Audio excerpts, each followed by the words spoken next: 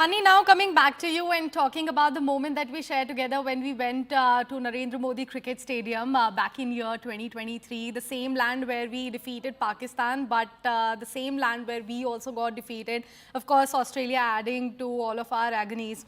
Looking at, and in fact, you also touched upon this matter, looking at past couple of championships and, tournaments, we were not at the top of our performance. We were not in the best form. But at this point of time, lifting the cup after so many years, is that going to help us overcome the past defeats? Yeah, absolutely. In fact, one wonders if this is going to be a watershed moment in the sense, we've been playing at a pretty high level for some time, which is why we've been making the knockout stages of big events and even finals of big ICC trophy events. But we haven't been able to cross that final hurdle.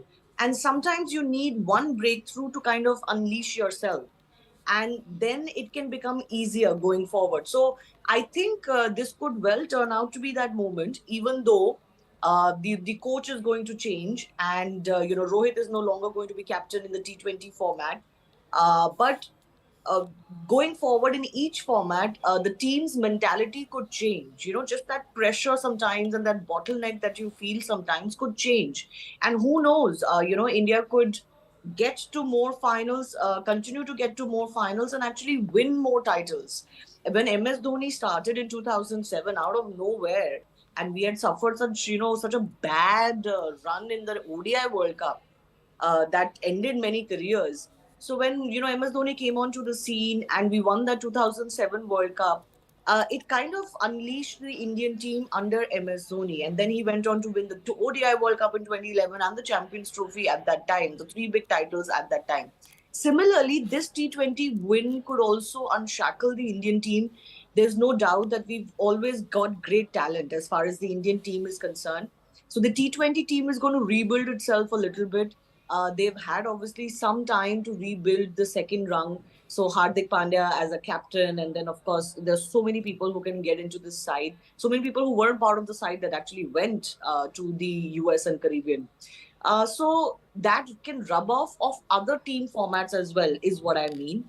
We've been playing at a very high level. We've been Test number one, ODI number one, T20 number one. But it's just about that collective effort when you really, really need it. You look at the statistics from the World Cup, the one that was concluded just now, the T20 World Cup. It's not like India has topped the charts as far as team performance or individual player performances are concerned, in the sense that of course, Rohit Sharma is one of the highest run scorers, and of course, Arshpreet and Bumrah are one of the highest wicket getters. But as a team, if you look at our averages, we haven't been the best. So, but it's about those individual performances at clutch moments that really matter.